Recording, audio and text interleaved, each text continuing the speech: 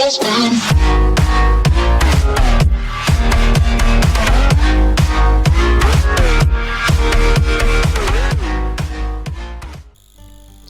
teman-teman semua, dengan Agung di sini di Tekno Kepo. Di video kali ini saya mau review salah satu distro dari Linux, namanya Endless OS. Nah, saya mau cerita dikit nih tentang si Endless OS. Di zaman sekarang ini, pencarian informasi sebagai penunjang pembelajaran sangatlah mudah. Salah satunya dari mana lagi kalau bukan dari internet.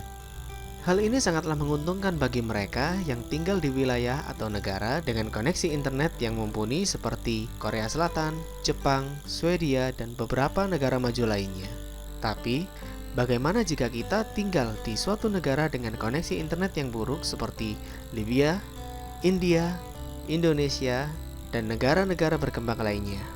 Disinilah Endless Computer ingin menghilangkan batasan tersebut dengan Endless OS. Mau tahu seperti apa distronya? Let's find out. Oke teman-teman semua, sekarang mari kita intip si Endless OS. Saya akan bahas sedikit tentang lock screen. Di sini lock screen-nya simple banget, nggak ribet-ribet banget, sangat sederhana, sangat simple. Justru yang seperti ini yang saya suka. Nggak tahu lagi ya untuk kalian, mungkin suka yang macam-macam, banyak warnanya. Tapi kalau saya sih cenderung lebih suka yang simple tapi tetap elegan. Oke, sekarang kita coba masuk ke desktopnya.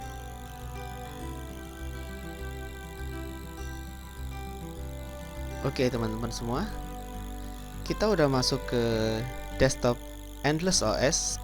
Seperti inilah tampilannya.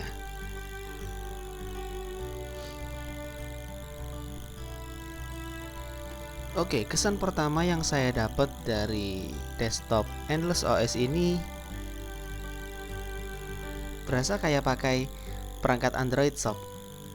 Dengan penempatan icon yang seperti ini, ada search bar. Oke, sekarang saya akan mulai bahas satu persatu. Saya mulai dari bagian search bar. Oke, search bar ini kita dapat fungsikan untuk melakukan pencarian ke Google atau melakukan pencarian aplikasi, file, atau fungsi-fungsi yang terdapat pada setting. Oke, bisa saya contohkan. Misalkan saya mau cari Chrome.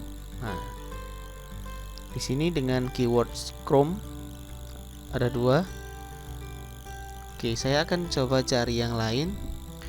Misalkan saya cari untuk setting gitu ya.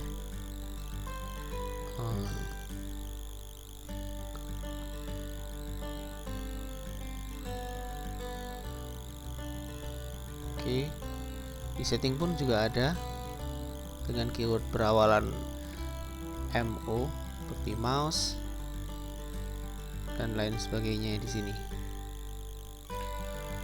Dan di search bar ini kita juga bisa melakukan pencarian terhadap objek-objek yang ada di dalam aplikasi-aplikasi tertentu, sob. Misalkan aplikasi astronomi ini. Aplikasi astronomi ini agaknya adalah aplikasi besutan Endless Computer, si pembuat Endless OS. Jadi search bar-nya bisa nembus sampai ke artikel-artikel di dalamnya. Oke, sekarang kita lari ke icon. Oke, di sini peletakan icon dari aplikasi dan folder-folder di sini cukup unik. Seperti tadi yang saya bilang, mengingatkan saya terhadap sistem operasi Android, sob. Tapi nggak tahu kenapa ya, atau mungkin ini cuma perasaan saya aja. Jadi kerasa beda banget, lebih fresh, nggak kayak beberapa distro lainnya. Kalau nggak, mungkin kalian semua udah pernah pakai Linux gitu ya. Icon-iconnya tuh mungkin yang lainnya ada di desktop kayak biasa, ditaruh di sisi kiri atau dibuat model dock seperti OS X. Tapi ini beda menurut saya untuk meletakkan icon dengan model seperti ini. Kita juga bisa meletakkan folder-folder untuk mengkategorikan aplikasi-aplikasi yang menurut kita sesuai. Misalkan di bagian media sini, folder media berisi tentang foto dan video. Kemudian di works ada spreadsheet, presentation, kalkulator. Ini writernya dari luar, coba kita masukkan dengan cara drag and drop. Oke, gampang banget. Kemudian ada juga Curiosity, seperti ini aplikasi Duolingo. Oke, sudah jelas ya sob masalah icon dan folder di desktop. Dan kemudian di desktop ini kalau kita klik kanan akan muncul beberapa menu seperti change background untuk mengganti wallpaper, add apps, add website, dan add folder. Oke, saya akan jelaskan satu persatu. Oke, kita coba masuk ke change background. Oke, seperti ini tampilannya. Kita klik di sini untuk memilih beberapa gambar yang sudah tersedia.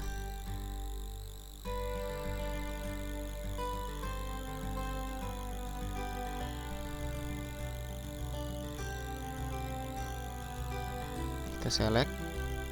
Oke, langsung berubah seperti ini.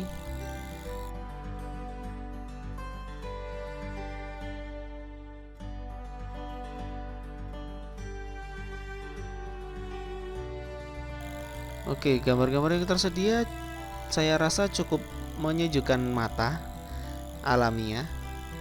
Ya, mungkin seperti kebanyakan distro-distro lainnya juga sih.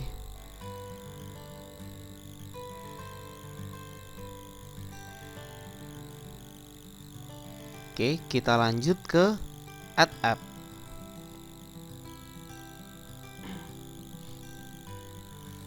Kita bisa menambahkan beberapa aplikasi-aplikasi yang memang sudah terinstall gitu sob, atau di desktopnya udah kita hapus. Misalkan seperti aplikasi Cheese untuk webcam. Di sini nggak ada ya. Oke, coba kita tambahkan dari add to desktop. Kita close. Oke, aplikasi Cheese sudah bertambah. Jadi kayak gitu sob fungsinya. Oke, sekarang kita coba add website. Add website ini fungsinya untuk menambahkan shortcut untuk menuju ke website kesukaan teman-teman semua. Jadi misalkan kalian sering mengunjungi suatu situs, kalian bisa pilih di sini daftar situs yang sudah tersedia, atau mengisikan sendiri website yang sering kalian kunjungi. Misalkan saya tambahkan CNN. Oke, dia akan otomatis membuat icon seperti ini, seperti aplikasi. Jadi untuk penggunanya tinggal kita klik dan akan langsung ditujukan ke browser. Oke, sekarang kita masuk ke add folder. Add folder ini fungsinya untuk membuat folder-folder seperti ini sob. Folder-folder untuk mengelompokkan beberapa aplikasi yang mempunyai fungsi serupa. Oke, misalkan saya coba add folder. Nah, di sini tersedia berbagai macam gambar icon. yang menurut saya simple, lucu. Misalkan saya pakai icon ini deh, Pac-Man. Caranya kita klik ikonnya, icon yang kita inginkan, tinggal ketikkan nama folder, misalkan TeknoKepo.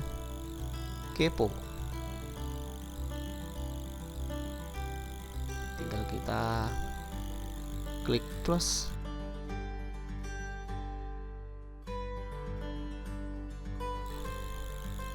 Oke, foldernya sudah jadi.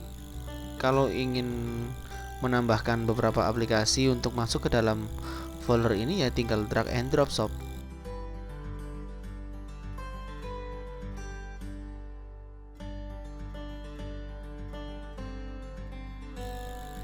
Oke, gampang banget kan?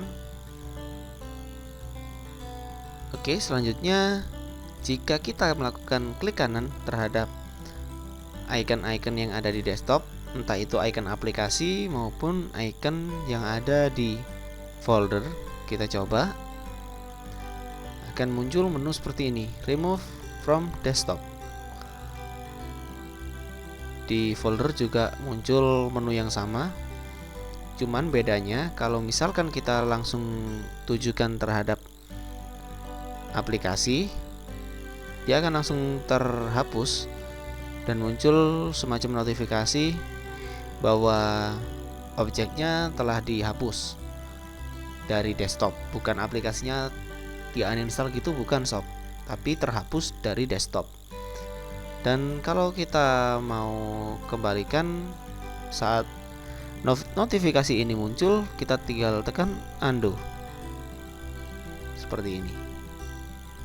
Dan jika kita melakukan klik kanan terhadap salah satu folder, dan akan muncul menu yang sama, jika kita klik akan muncul pesan peringatan bahwa folder tersebut, folder yang kita pilih tadi, ada isinya sob. Jadi kalian nggak bisa hapus gitu aja, harus dikosongkan terlebih dahulu foldernya. Misalkan ini saya keluarkan, ini juga saya keluarkan, dan kita cek sudah kosong. Kita klik kanan, remove from desktop. Oke, berhasil. Dan oke, selanjutnya kita menuju ke taskbar yang ada di paling bawah ini. Di taskbar ini ada apa aja sih? Di sini ada semacam tombol. Kalau di Windows ini kayak tombol start gitu sob. Cuman di Windows isinya tombol start adalah aplikasi-aplikasi yang sudah terinstall. Tapi di sini enggak. Di sini hanya ada nama account yang saat ini sedang aktif, fotonya, kemudian ada setting, ada menu give us feedback, ada bantuan, ada log, dan ada shutdown. Oke, nanti kita akan masuk ke setting. Kemudian di sini ada icon App Center, Google Chrome, dan dokumen.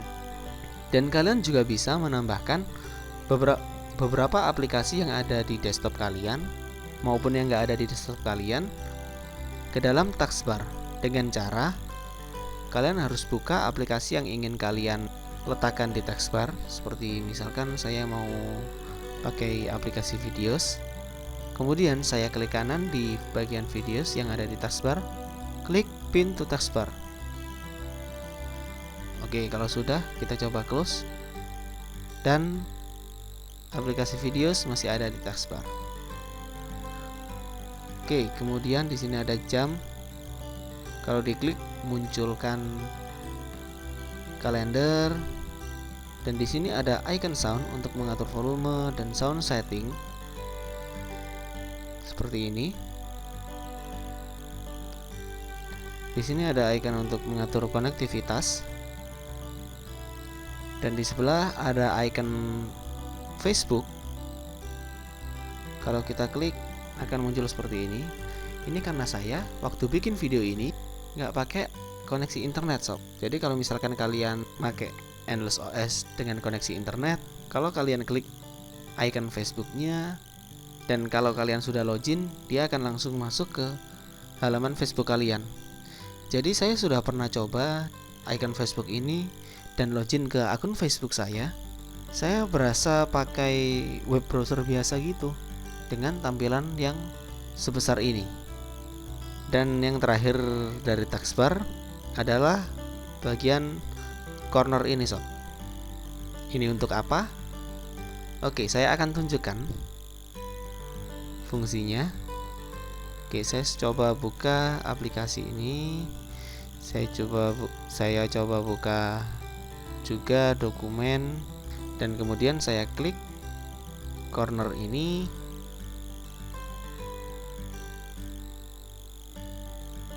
Oke, dia akan memunculkan aplikasi-aplikasi yang sedang terbuka. Jadi fungsinya ini untuk multitasking sob, untuk memudahkan kita berpindah dari satu aplikasi ke aplikasi yang lain. Jadi gitu. Kalau mau close ya tinggal silang yang ada di pojok kanan atas. Ini juga selesai. Gampang banget kan sob.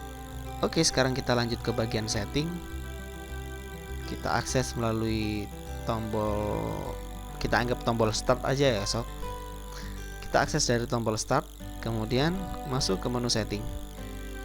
Atau kita coba pakai search bar.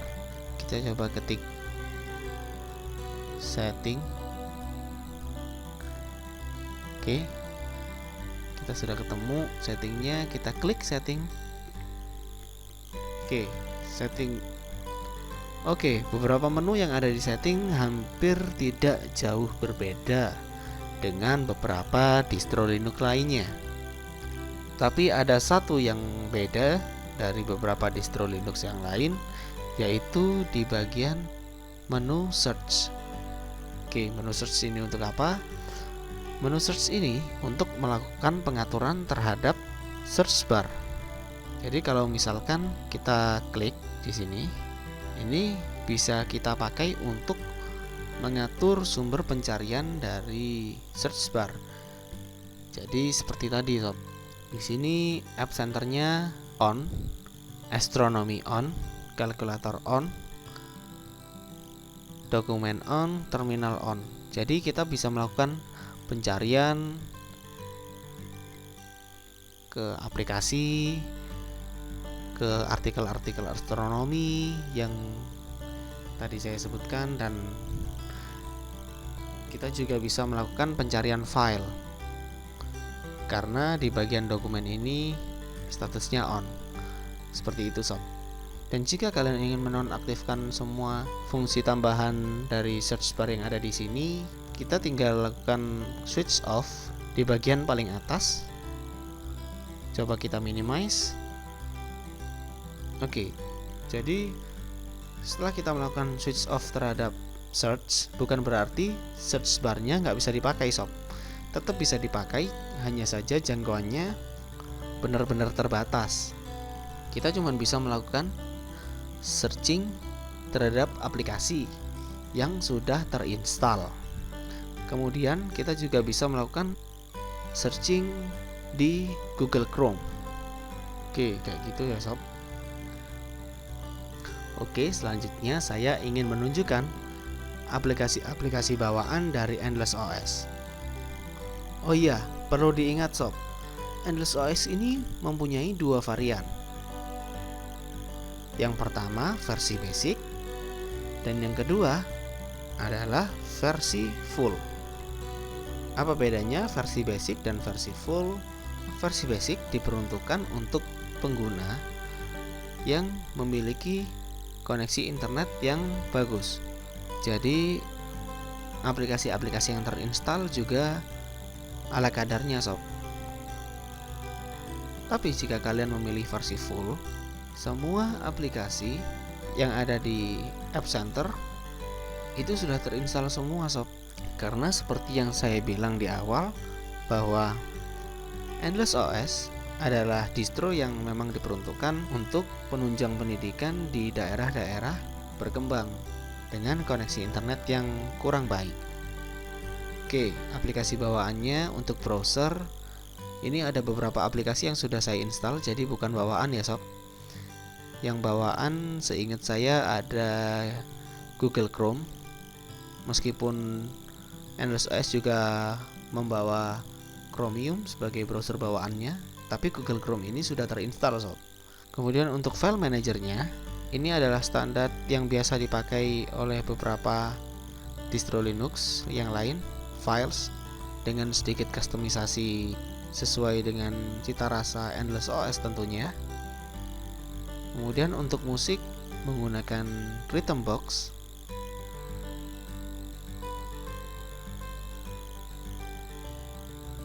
Untuk aplikasi Office-nya menggunakan LibreOffice. Kemudian ada Duolingo. Kemudian di bagian sosial ada Facebook, WhatsApp, email, dan Gmail. Kemudian ada video dan foto manajernya menggunakan Shotwell. Jika kalian ingin melakukan instalasi Endless OS di laptop maupun PC kalian, inilah spesifikasi yang dibutuhkan untuk melakukan instalasi Endless OS. Oke, sekian dulu review dari Teknokepo kali ini. Kalau kalian mau coba Endless OS di VirtualBox atau VMware atau aplikasi virtual mesin lainnya, kalian juga bisa melakukan instalasi Endless OS langsung di harddisk kalian. Saya sediakan link downloadnya di kolom deskripsi. Kalau kalian ada pertanyaan, komen, kritik, atau saran, tulis di kolom komentar. Jangan lupa like, share, dan subscribe channel Teknokepo kalau kalian suka dengan video ini. Thanks for watching and see you.